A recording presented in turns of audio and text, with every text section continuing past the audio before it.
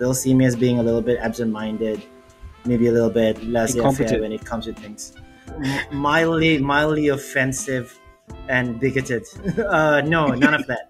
There's a really interesting perspective that I think the general consumer across the world seems to root for the little guy without understanding that they are benefiting from the big guy taking advantage of the little guy to an extent. Obviously, we always obeyed the law, but there's always questions whether should you take certain shortcuts or ethical shortcuts. We're gonna edit this entire podcast to just make sure you don't go to jail. You just don't go to jail, man. You're just saying stuff. Business over drinks. Business over drinks. This is Dave and Terng. This is business over drinks. Hey everybody, welcome to another episode of Business with Drinks. My name is Terng and I'm calling in from very, very, very hot Singapore. My name is David. I'm calling in from Brisbane and it's humid as a swimming pool. Swimming pools aren't even that humid. Yeah, welcome to Business over Drinks. where our intros go in every single way other than the right way. All right. So we were supposed to record an interview, but unfortunately our guest had an emergency he had to get into. So we are doing an episode by ourselves because A, we promised ourselves we'd create more content, and B, we've got nothing to do. This is just life for us. We're just like, that's all we have. We tell people we're busy, but really. Yeah, we just cry most of the time. No, that's a lie. We don't cry. I need to stop saying that. People really do believe I cry all the time. I cried on Friday. I know you do. Anyway, let's talk about our topic for today. Well, before we do that, I think we're kind of like going back to the good old times, right? Mm-hmm. What are you drinking, Dave? I'm drinking 2 Stacks Irish whiskey, and it is a short and stout whiskey, perfect for my size. But as small as it is, it packs a punch, man. It's 43% alcohol.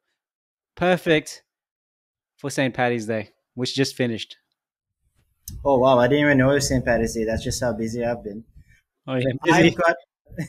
I've got a really heavy evening plan. I've got a lot of work to do. So I'm drinking a gin and soda. I've got myself a little wedge of lemon here. So something exciting for me to go about. And this is going to be an interesting podcast because we're going to be slightly drunk during this entire thing.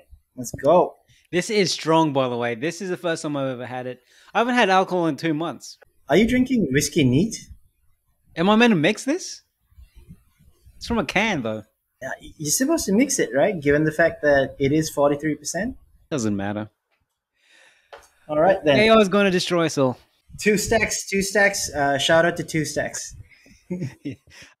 So our topic for today, and we'd love to get your own thoughts on this. Share it on social media, comment, or send us a message.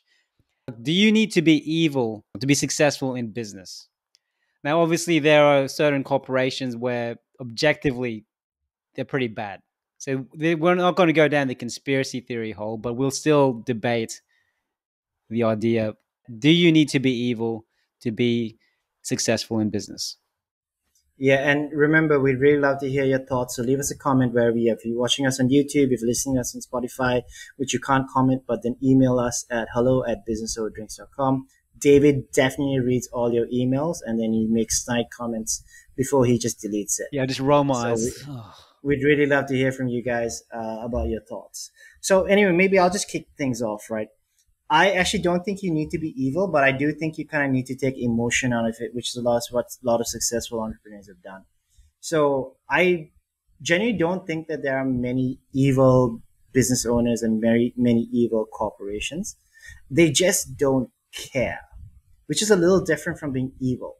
So if there was the same thing that they could do that would cause less harm or no harm, and they would make the same level of profit, they'd do that.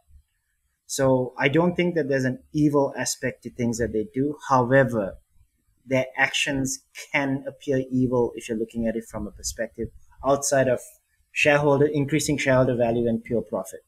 Yeah, I mean, just saying that in itself, that would trigger a lot of people, I think. When it is all about maximizing shareholder and profit rather than, employee lifestyle or even the effects of the environment and things like that.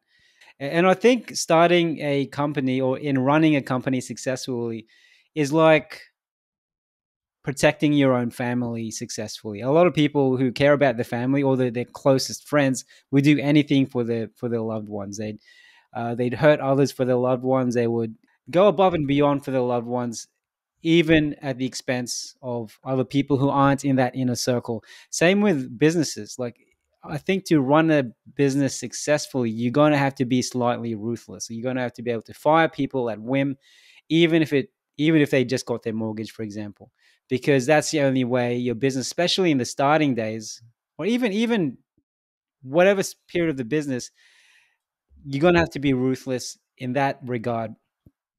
Well, What I do you think think? David kind of touched a really interesting point there. A couple of really interesting points. One is now we know that Dave has broken the law for whatever reason. We don't know what it is, but he's definitely broken the law. Secondly, you said that a lot of people be triggered just by saying that we want to maximize shareholder profit, yeah, or Mm, shareholder value. yeah. The interesting thing is then, like, if you invest in ETF, you invest in anything, you are benefiting from people maximizing shareholder value. Mhm. So I can understand you being upset with all this stuff, but ever since I started my own business, I really started to see things from the other side. I think, and I hope this is true, that people who work for me wouldn't see me as being evil. They'll see me as being a little bit absent-minded, maybe a little bit laissez-faire Incompetent. when it comes to things. Yeah, I wouldn't say incompetent. Thanks, man. I wouldn't say incompetent, Smelly. but I would just say mildly offensive and bigoted. No, none of that. Absolutely none of that. What I think what they would say is that I was never evil. I think that would be the nicest thing some people could say of me. But I mean, I've had to let people go. I had to fire people. People who've resigned, I'd be like, okay, that's cool. Like you can go. I didn't fight for them to stay. There's a really interesting perspective that I think the general consumer across the world seems to root for the little guy without understanding that they are benefiting from the big guy taking advantage of the little guy to an extent, Mm. right? I don't think that's evil. I think that's if that's evil, then the model that you've built of capitalism, of profit driven economies, is evil. That's a massive rabbit hole by itself, man. Let's And go down it's that rabbit. Let's go down rabbit hole, man. let's go down the Let's go down conspiracy the rabbit theory. hole. Yeah, you can look at a lot of things, like for example, how Bill Gates having a monopoly, right? Peter Thiel says having a monopoly is great if you run it well, but other people would say having monopolies is not a good thing because it eliminates competition, it slows progress, and so forth. But he believes having a monopoly is fantastic for reasons I no longer remember whatsoever.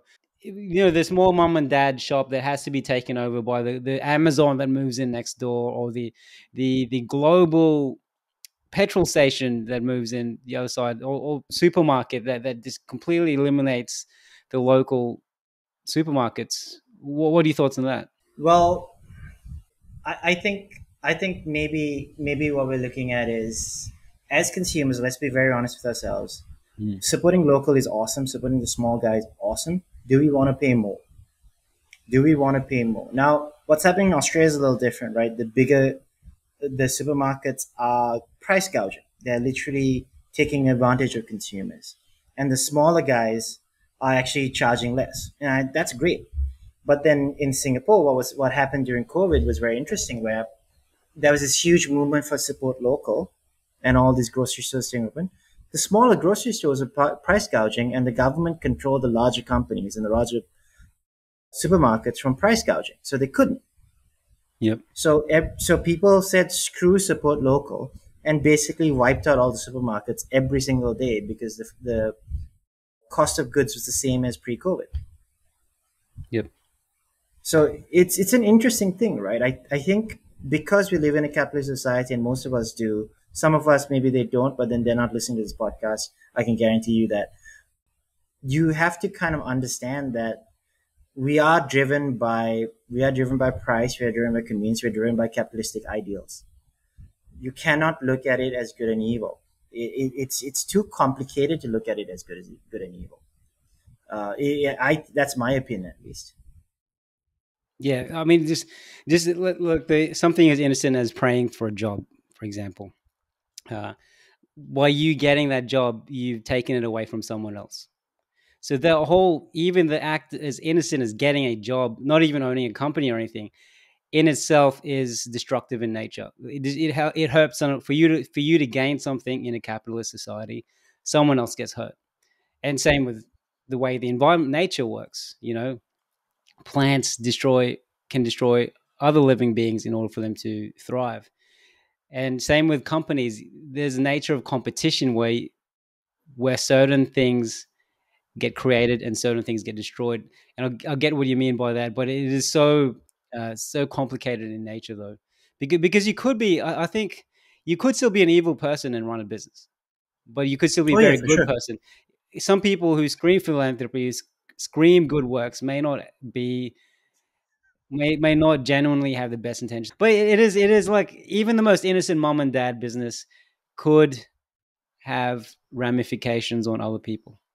So I think you're right. It is a very complicated topic, and it isn't merely as saying something is good or something bad. It is much deeper than that.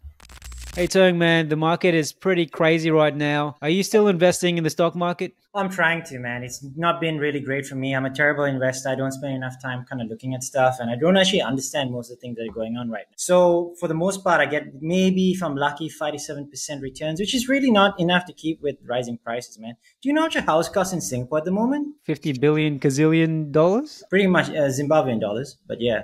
So anyway, why settle for 7% returns in your portfolio? With market turbulence and passive investing strategies just struggling out there, picking the right stocks for your portfolio has never been more important, which is why Motley Fool Stock Advisor issues 2 stock picks every month. And historically, their average stock recommendation has returned 400%. Compare that to 7%. As of April 10, 2023. And their long-term buy and hold approach is so easy, virtually anyone can do it. And listeners of Business Over Drinks can now access Motley Fool Stock Advisor for just $89 for the first year, a full $110 off the list price. What are you waiting for? Visit zen.ai/businessfool. That's zen.ai/businessfool to start your investing journey today. It's $110 discount off $199 per year list price. Membership will renew automatically annually at the end of the current list price. And don't forget our promo code, which is business over drinks, one word. So remember, guys, use business over drinks, one word for your big discount. Yeah, you need it for the offer. So zen.ai/businessfool. If you forget the link, go to our show notes at businessoverdrinks.com. A deeper mind, I just think it's more complicated than we think it is, because I think we look at everything in black and white when everything's shades of gray, right? Yep. Let's go back to the hiring thing, hiring and firing, right? Yep. People see firing as inherently evil because you're taking advantage of employees and stuff like that. I run a small company, an agency, and we're basically a startup, right? We've got 25 people in the company. One person kind of just messing it up for everybody and fucking up everything, taking extra time to do stuff on purpose as well. Like, it's not a case of, oh, I couldn't do it because I wasn't aware. That's fair. But it's more of, somebody just doesn't give a shit, right? You're holding back a lot of other people.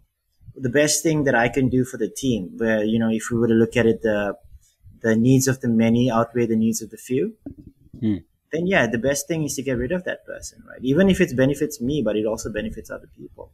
So, like, my thing is, if someone gets let go, someone gets fired, we need to look at the big picture to understand, well, because sometimes it might just be super unfair. That 100% happens. I cannot stress that is a very likely thing to happen to some people. But there are, in other cases, I think it might be warranted, or there might be reasons outside of what we see and what we know. Yep.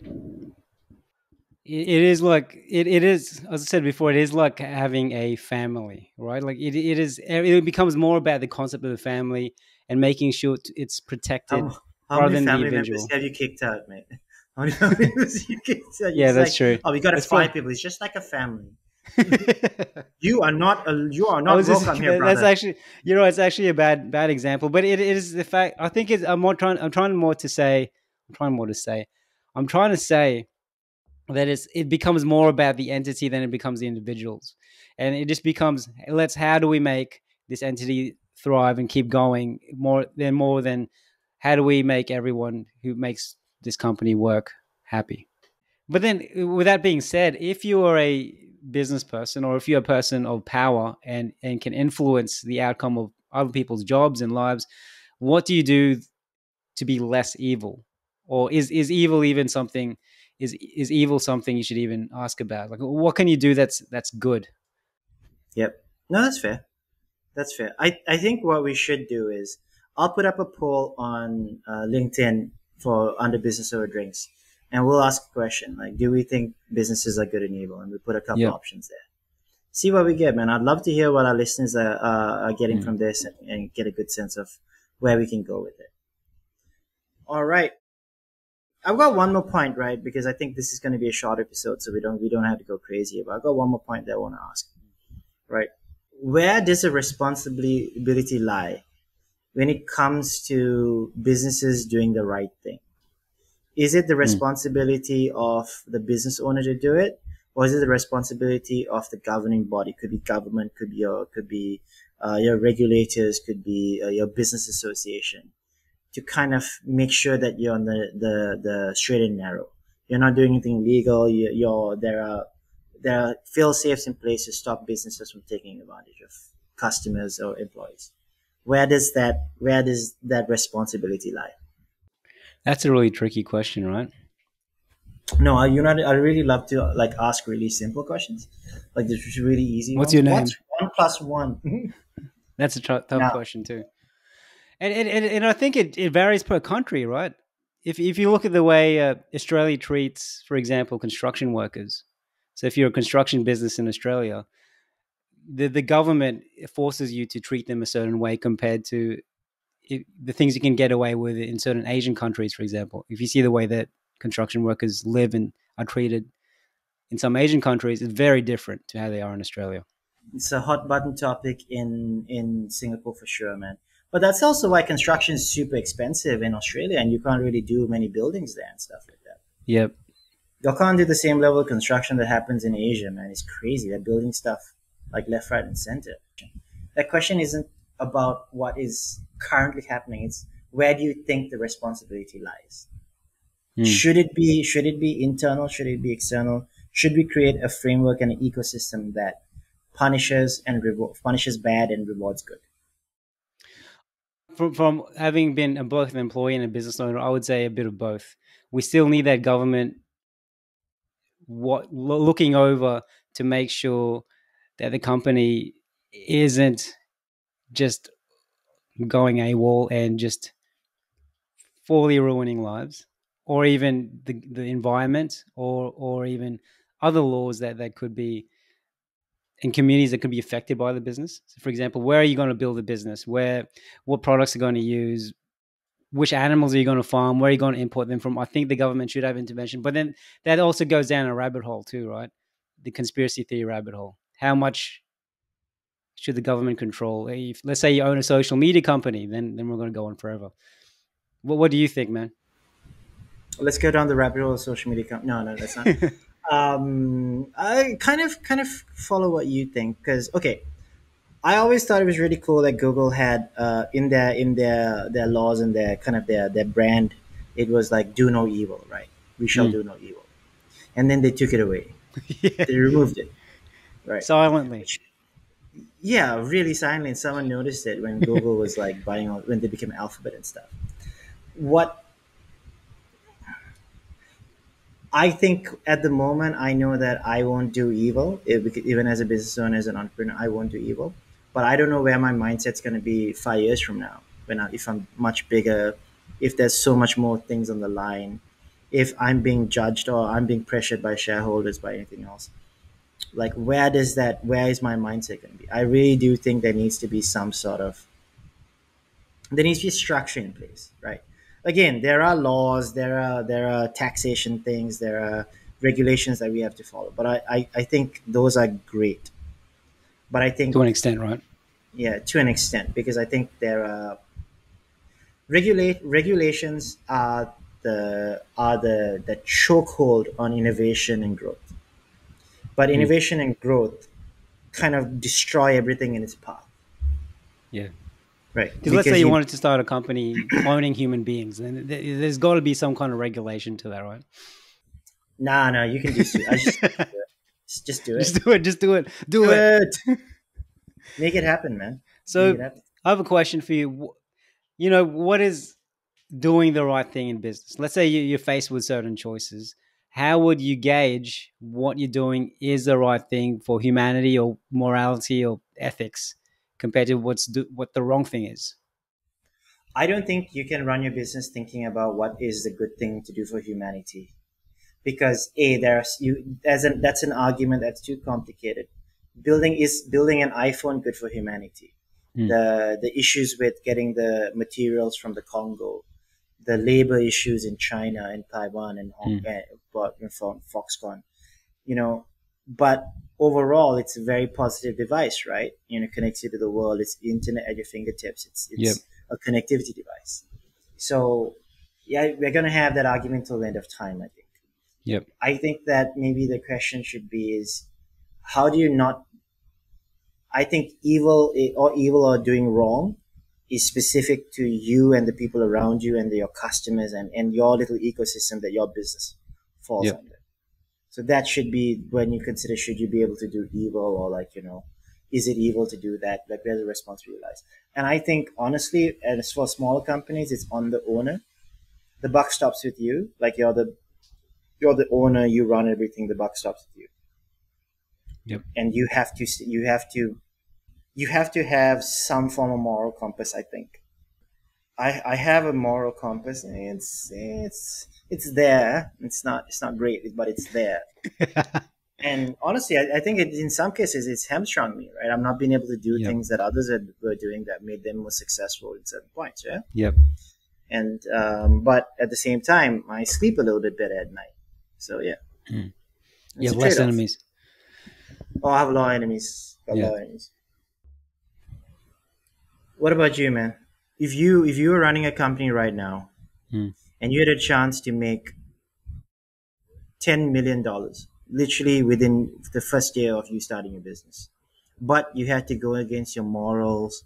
You had to do things that that people were going to lose jobs, they were going to lose income, you're going to hurt the local economy. Would you do it? Yeah, that's the tough part, man. I can only speculate, but I wouldn't know until it happens. Like with our previous agency, we ran into a lot of those problems a lot of the time. Like, we do certain things because there's going to be no money for anyone the next week. Obviously, we always obeyed the law, but there's always questions where should you take certain should you take certain shortcuts or ethical shortcuts to make sure everyone is fed the next week. That's what I mean by having a Wait, family. Like, should you take certain? we're gonna edit this entire podcast to just make Just sure make you you sound don't like go a to jail criminal. after. You just don't go to jail, man. You're just saying stuff. Spitting out conspiracy theories, talking Yeah. about the government breaking the law. But it is a tough Oh, call, and as a business owner, it's why some CEOs commit suicide, because the pressure is so huge that they can't very decide. few successful CEOs commit suicide. Though Very few. there's a big one here recently committed suicide because it was a big controversy about Yeah, them losing but money. see, Yeah, so the thing is, he's not successful. He was failing. He was successful, but he's failing. successful. You mean financially Success. successful? Yeah, he wasn't. Dude, if you're losing money, you're not successful. Hmm. You were successful, but you're not successful now. Successful CEOs don't commit suicide, mate, because their mindset to run a company successfully and grow it and be big actually kind of allows you to, like, you're not prone to taking your life. That's true. I don't know the statistics, but I'm going to have to agree with that based on not doing any research whatsoever. The way you normally do stuff. The way this whole All right. podcast is run, Yeah, exactly. just based on gut feel and opinions and no The way we research. work. Yeah, I think we got a lot of really good stuff. Do you want to take us out? Yeah, so if you have your own thought, it is a very deep topic, and we obviously just skimmed a tiny percentage of the surface of it. What are your thoughts? Do you need to be able to run a successful business? or be successful anywhere financially in life? Let us know. Follow us, every platform, Business Over Drinks. See us.